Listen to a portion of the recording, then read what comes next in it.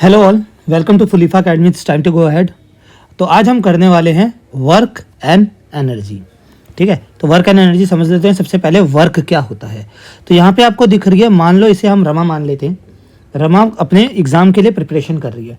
इसने क्या किया, बुक्स रीड करी, डायग्राम्स बनाए, क्वेश्चन पेपर कलेक्ट करे, क्लासेज अटेंड करी और प्रॉब्लम्स डिस्कस करी अपने दोस्तों के साथ। ठीक है, इसने बहुत सारा काम किया। बट क्या साइंस इसे काम मानता है? तो अगर हम साइंस की डेफिनेशन से जाएं तो दो कंडीशन होनी चाहिए कि कोई भी काम हो रहा है या नहीं हो रहा। पहली कंडीशन है, अ फोर्स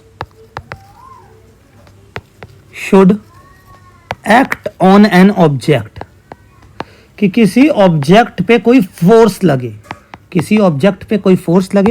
और उस फोर्स के कारण वो ऑब्जेक्ट क्या हो, मस्ट बी डिस्प्लेस्ड। यहां पे मस्ट कहा गया है, होना ही चाहिए। तो यहां पे जो हमारी रमा है 5 घंटे तो बैठी ही रही है, बस ये डिस्कशन भी बैठ के ही हो रहा है। There is no displacement in this condition.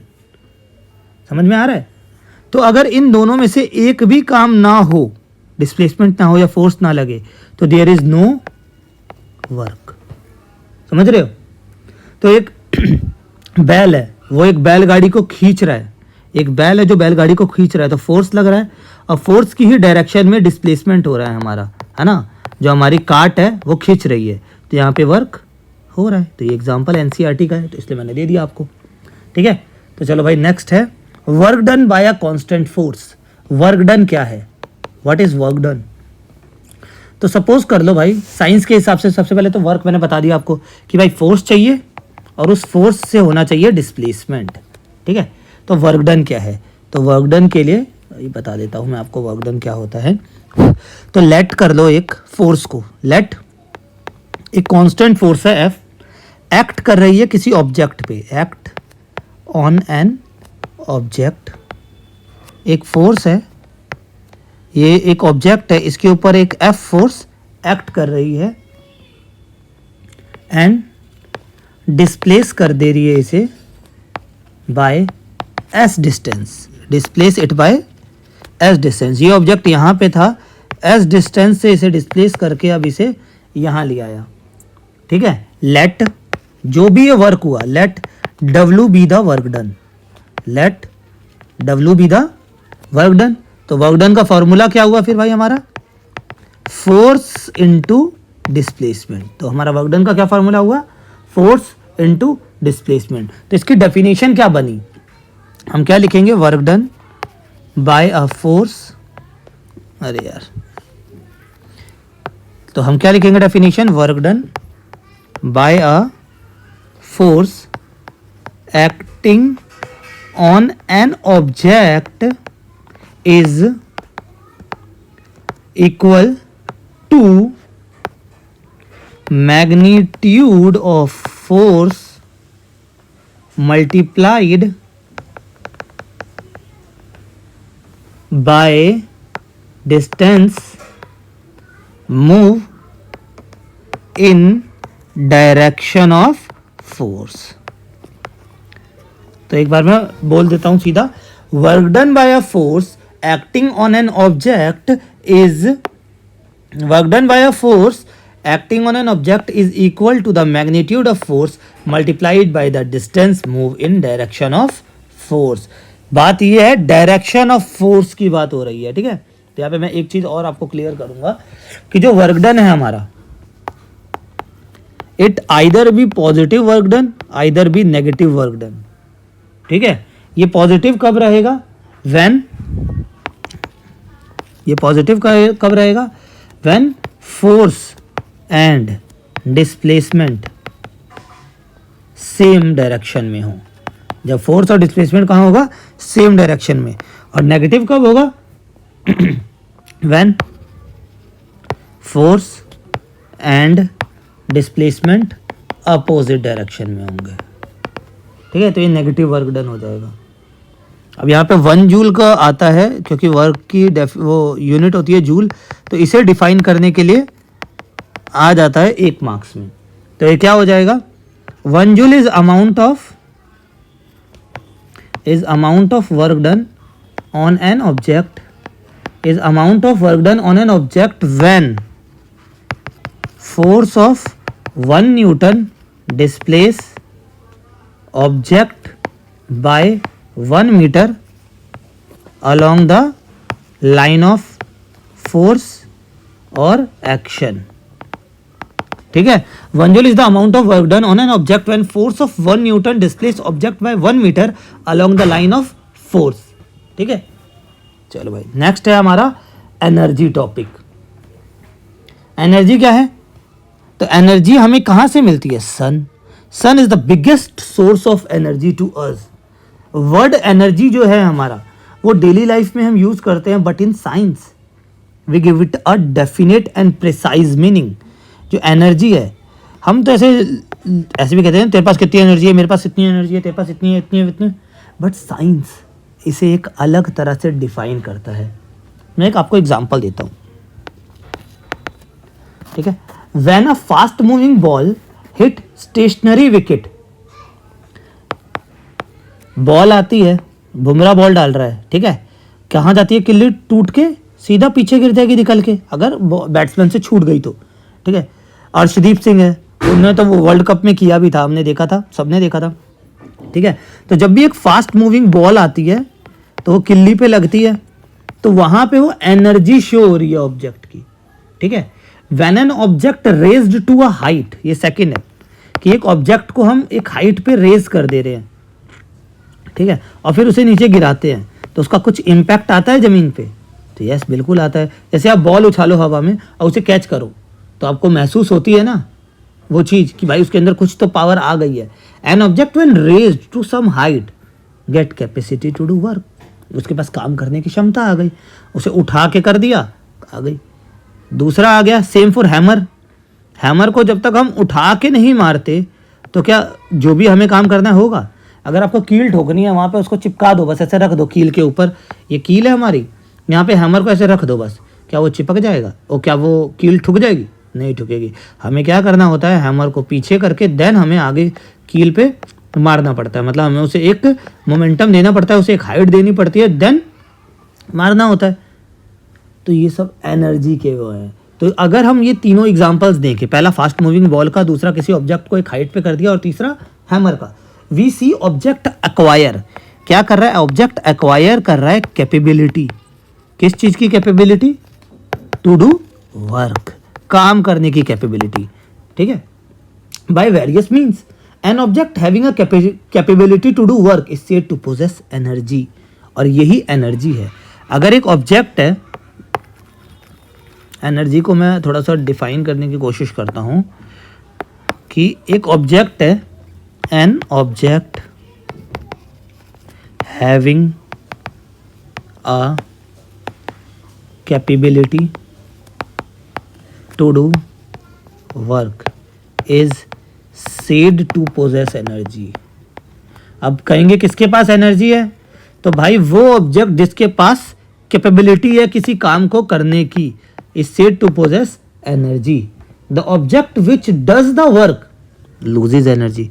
ये ऑब्जेक्ट है, इसने काम कर दिया तो इसकी एनर्जी लूज हो गई. जैसे हम लोग हैं, ह्यूमन है, हम जैसे जो ड्यूटी जाते होंगे लोग, 9 to 5 की जॉब है, 5 होते ही एक तो टाइम पता चल गया, और वैसे भी हमारी बॉडी एक्वायर हो चुकी है इस टाइम पे.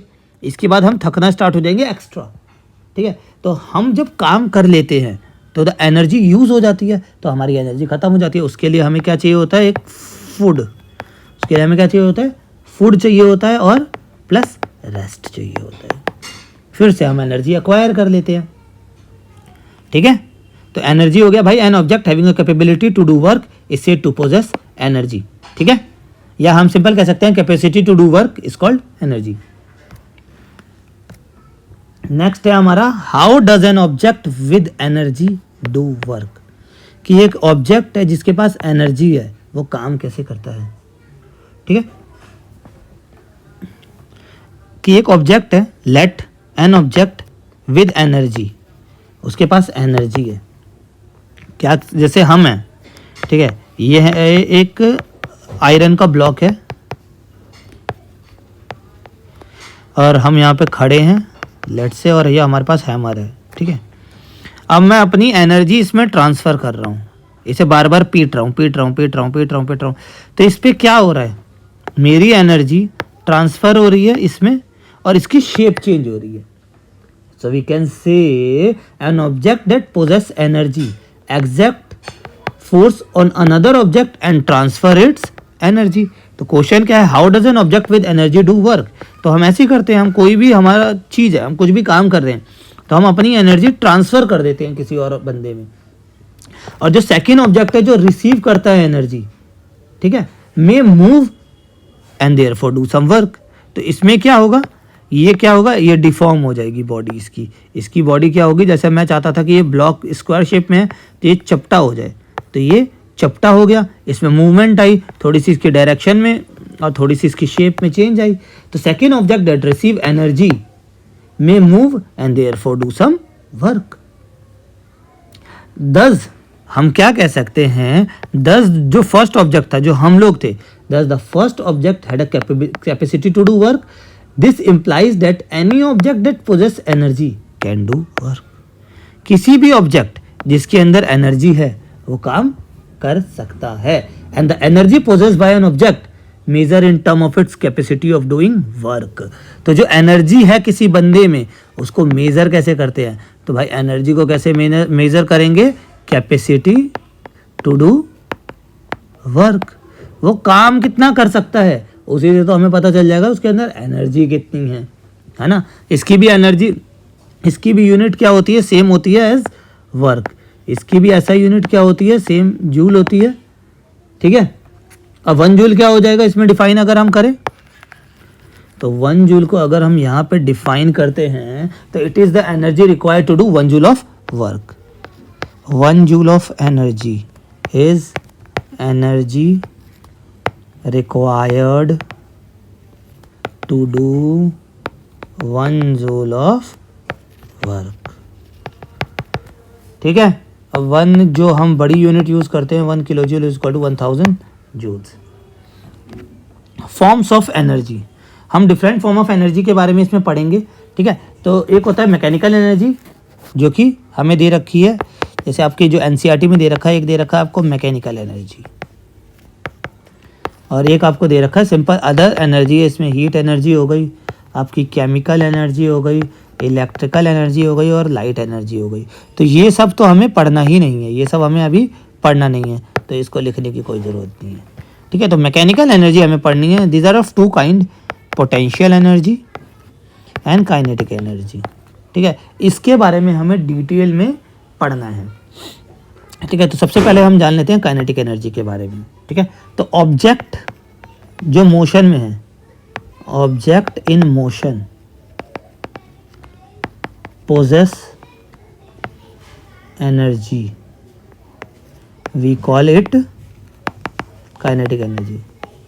तो कोई भी ऑब्जेक्ट जो मोशन में है, object that in motion possess energy we call it kinetic energy. जो ऑब्जेक्ट मोशन में है और उसके पास जो एनर्जी है उसे हम काइनेटिक एनर्जी कहते हैं। लाइक यहाँ पे हमें दिख भी रहा है, यहाँ पे हमें दिख भी रहा है, देखो यहाँ पे क्या दिख रहा है आपको, एक एप्पल नीचे की तरफ गिर रहा है। एक और एग्जांपल ले लो, एक कार है बहुत फुल स्पीड में चल रही है, एक एरोप्लेन हवा में उड़ रहा है, ठीक है, वाटर फ्लो हो रहा है, एक एथलीट भाग रहा है, इन सब में काइनेटिक एनर्जी है। तो इन शॉर्ट में क्या कह सकता हूँ, kinetic energy is the energy possessed by an object due to its motion. चलो मैं लिख भी देता हूँ। इन शॉर्ट में क्या कह सकता हूँ कि जो काइनेटिक एनर्जी है is energy possessed by an object due to its motion, कि उसके मोशन की वजह से उसके अंदर वो एनर्जी है। Kinetic energy is the energy possessed by an object due to its motion, ठीक है। तो हम क्या कह सकते हैं कि kinetic energy increase with increase in the speed of the object. तो ये तो हो गई भाई डेफिनेशन, ठीक है। और अगर हम इस डेफिनेशन से चलें और हम इसका फॉर्मूला डेराइव करें काइनेटिक एनर्जी का, तो चलो भाई देखते हैं कैसे है, इसका फॉर्मूला डेराइव करते हैं। तो by definition of kinetic energy, by definition of kinetic energy हम क्या कह सकते हैं, we say that kinetic energy of body, kinetic energy of body moving with certain velocity, कि एक वेलोसिटी से एक बॉडी मूव हो रही है, एक वेलोसिटी से एक बॉडी मूव हो रही है, वो इक्वल है, is equal to work done on that object, on it, to make it acquire that energy, that velocity. मतलब समझे कि एक भाई इसने बोला कि एक काइनेटिक एनर्जी मूव कर रही है एक सर्टेन वेलोसिटी से, तो काइनेटिक एनर्जी इक्वल हो गई किसके, उस वर्क डन के जो हमने उस ऑब्जेक्ट पे किया था टू एक्वायर दैट वेलोसिटी। समझ रहे हो? चलो अब इसकी इक्वेशन निकाल लेते हैं हम। इक्वेशन के लिए हम कुछ चीज़ें कंसिडर कर लेते हैं। सबसे पहले एक ऑब्जेक्ट को कंसिडर कर लो, उसका मास है हमारे पास m, ठीक है, वो यूनिफॉर्म वेलोसिटी u से चल रहा है, ठीक है, वो डिस्प्लेस हो रहा है एस डिस्टेंस से by the force F which is in the direction of displacement, ठीक है। ऑब्जेक्ट है हमारे पास O, मास है m, यूनिफॉर्म वेलोसिटी से चल रहा है, उसकी डिस्प्लेसमेंट हो रही है by the force which is in the direction of displacement, मतलब यहाँ पे पॉजिटिव वर्क डन की बात हो रही है, ठीक है। तो वर्क डन का फॉर्मूला हमने अभी पढ़ ही लिया, F into s, we know that, है ना। And work on object will cause a change, तो जो चेंज होगा, तो जो चेंज हुआ तो उसकी इनिशियल वेलोसिटी से वो फाइनल वेलोसिटी में आ गया, है ना। एंड इफ वेलोसिटी चेंज, और हमें पता है अगर वेलोसिटी में चेंज आता है, हमें पता है कि अगर वेलोसिटी में चेंज आता है तो वो क्या बन जाता है, एक्सेलरेशन। हमने ग्रेविटेशन वाले में भी मैंने बता रखा है, वो नेक्स्ट चैप्टर है बट मैंने उसमें बता रखा है, वो मैंने पहले डाल दिया था, कोई बात नहीं। इफ ये बस जान लो, if velocity change there is acceleration, ठीक है। अब हम इसको प्रूव करने के लिए आपने लॉ ऑफ मोशन पढ़े होंगे 3, उसमें से हम एक ये वाला मोशन का फॉर्मूला यूज करेंगे, v² - u² is equal to 2as, equation of motion, ठीक है। यहाँ से हम डिस्प्लेसमेंट के रिस्पेक्ट में इस फॉर्मूले को कर लेते हैं, v² - u² अपॉन में 2a। कोई दिक्कत? कोई दिक्कत नहीं है। ये क्यों किया हमने भाई? हमने इसलिए किया है कि हम इस जो फॉर्मूला है डिस्टेंस का, यहाँ से डिस्टेंस का फॉर्मूला लिखना, और हम फोर्स के फॉर्मूले को जानते हैं, F इक्वल टू m है। हम ये कहाँ पे पुट करेंगे इस फॉर्मूले को, इसमें, इक्वेशन फर्स्ट में, ठीक है। तो इसे मान लो A और इसे मान लो B, A और B को हमें पुट करना है फर्स्ट में, ठीक है। तो W is equal to F की जगह पे ma इंटू S की जगह पे v² - u² अपॉन में 2a, A से A कैंसिल, यहाँ पे हाफ है, m v² - u²। इफ़, अब देखो यहाँ पे हो जाएगी चीज़ें, लगभग फॉर्मूला हमने बना लिया, ठीक है, लगभग फॉर्मूला हमने बना लिया। अब यहाँ पे क्या करेंगे, इफ़ हमारा जो ऑब्जेक्ट है, if object start from rest, तो रेस्ट मतलब यूनिफॉर्म वेलोसिटी, इनिशियल वेलोसिटी क्या हो जाएगी 0, तो we got the formula for work done is this, half mv²। तो it is clear that work done is equal to the change in kinetic energy. तो work done किसके बराबर हो गया, हमारी काइनेटिक एनर्जी के बराबर हो गया।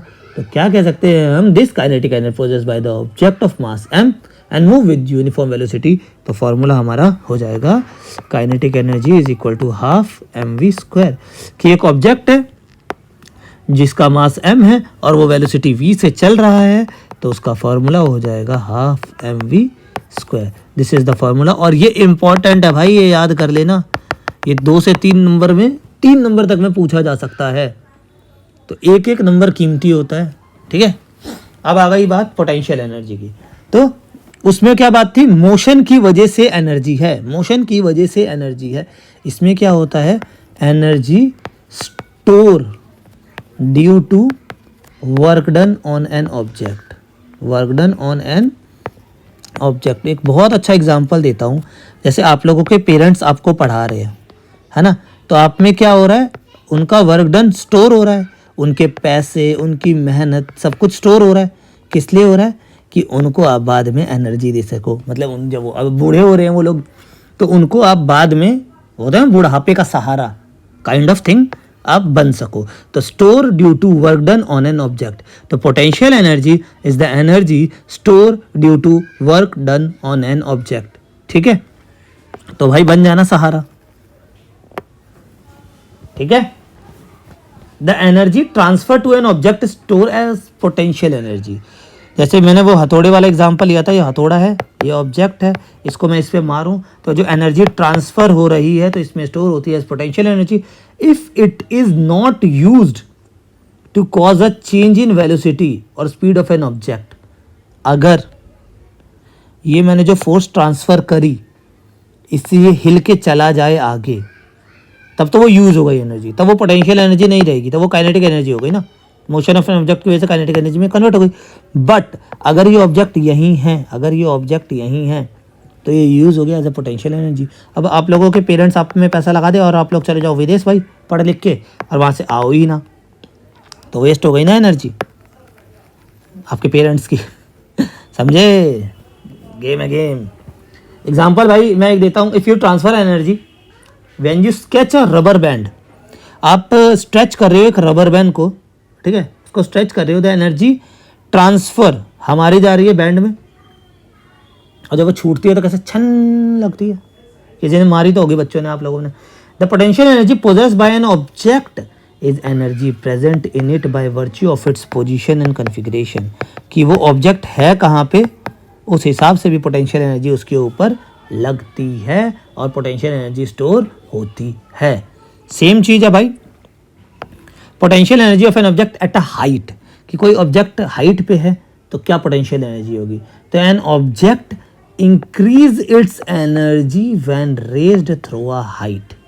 कोई भी ऑब्जेक्ट अपनी एनर्जी को इंक्रीज कर लेता है जब वो रेज करता है। सेम मान लो आपकी सैलरी इंक्रीज होगी तो आपकी पावर्स इंक्रीज होती जाएगी, आपका लेवल अप होता जाएगा, आपकी एनर्जी इंक्रीज होती जाएगी, है ना, because work is done on it against gravity. यहाँ की मैं बात कर रहा हूँ, यहाँ पे क्यों है, बिकॉज इसके ऊपर वर्क डन हुआ ना इसको लेके जाने में, इसको इतना उठाया कैसे, बात क्या हो रही है, बात कि वर्क डन होगा उस ऑब्जेक्ट पे, ठीक है, तो इसको उठाने में जो वर्क डन लगा तो सारी एनर्जी स्टोर हो गई इसके अंदर, और इसकी क्या हो गई, इसकी एनर्जी स्टोर हो गई इसके अंदर।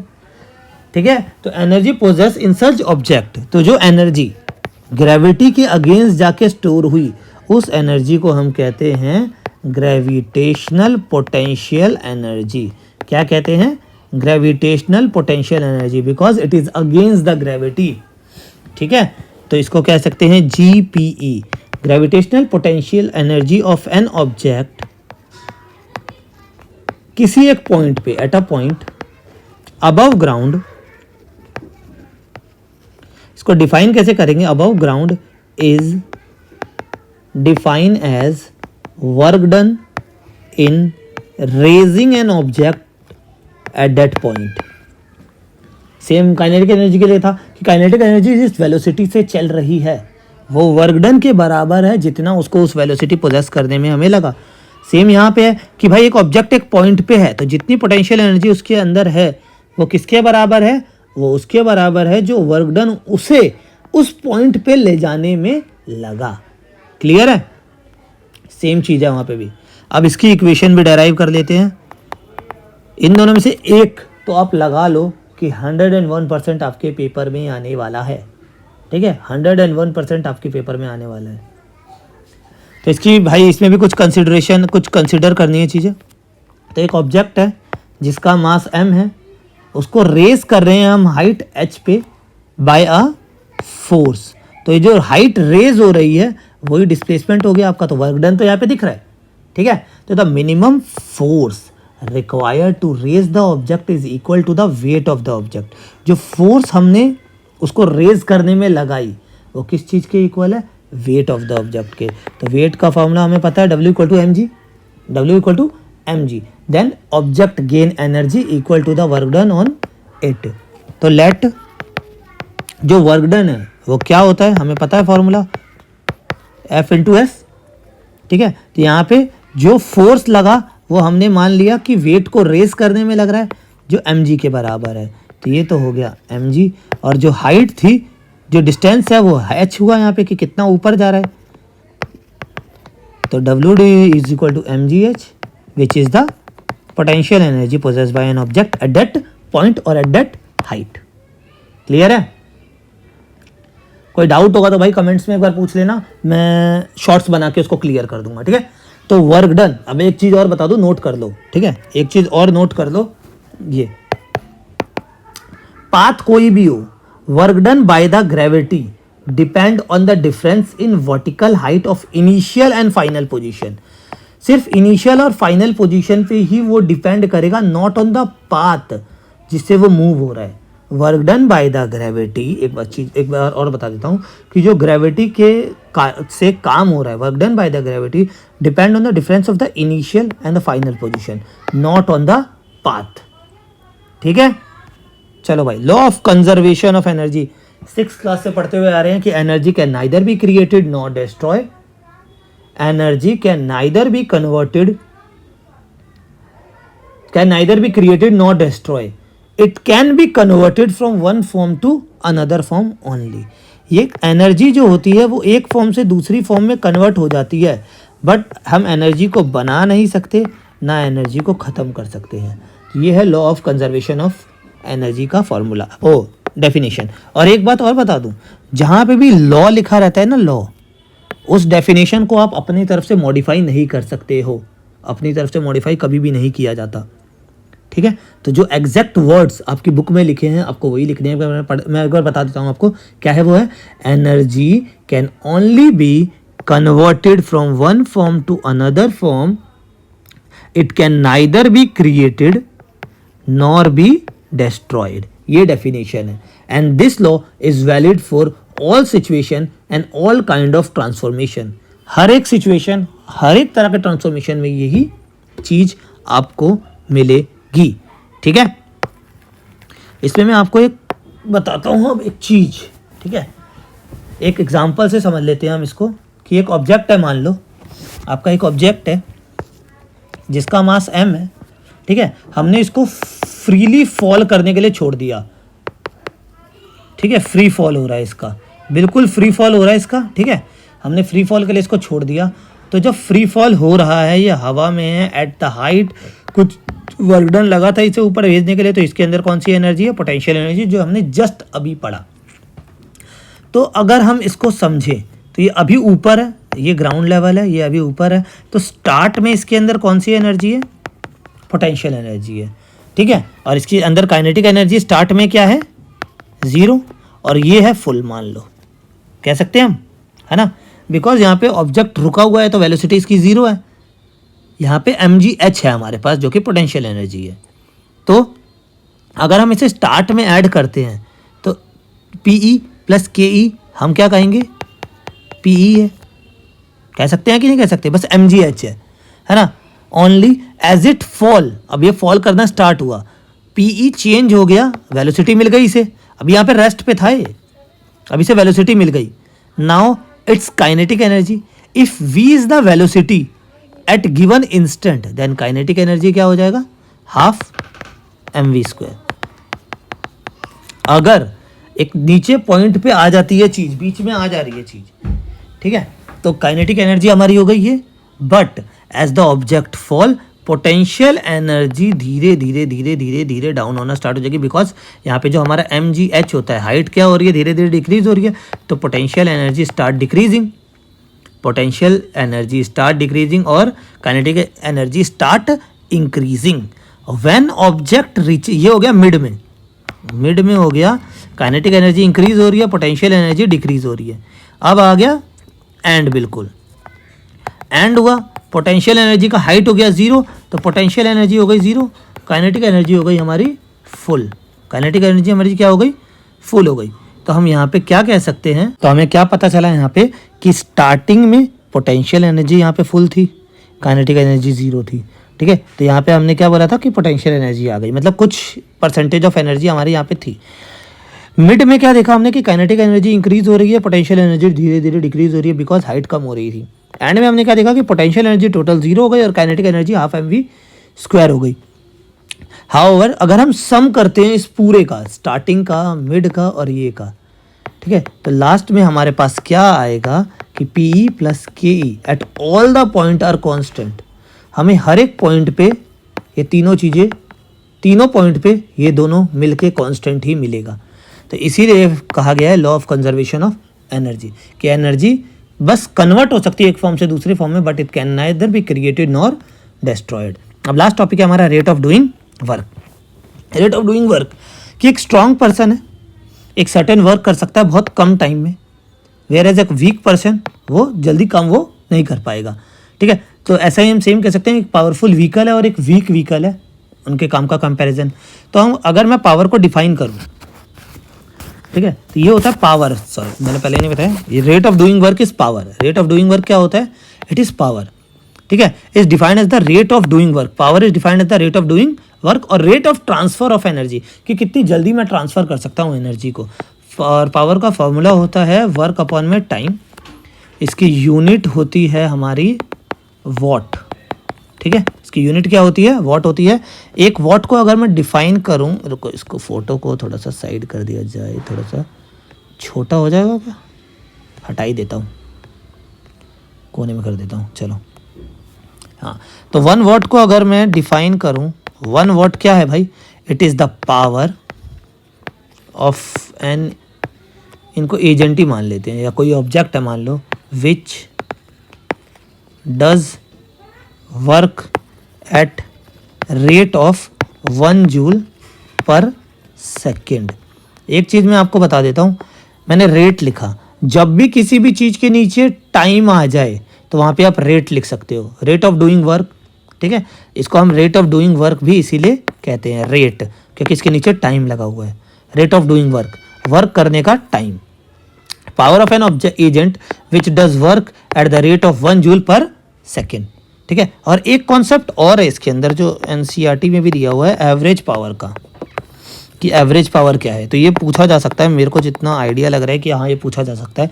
तो एवरेज पावर क्या है? इज ऑब्टेन होता है by dividing total energy by total time taken. मतलब टोटल वर्क डन को total time taken, total time taken कि कितने टाइम में कितना काम हो रहा है, तो उसको एवरेज पावर कहा गया है। ठीक है, तो भाई ये आपका चैप्टर ख़त्म होता है। तो अगर वीडियो पसंद आई हो तो भाई लाइक कर देना, दोस्तों को शेयर कर दो, टेलीग्राम ज्वाइन कर लो, वहाँ पे आपको इसकी पीडीएफ्स मिल जाएगी। सपोर्ट दिखाओ। Thanks for watching, bye.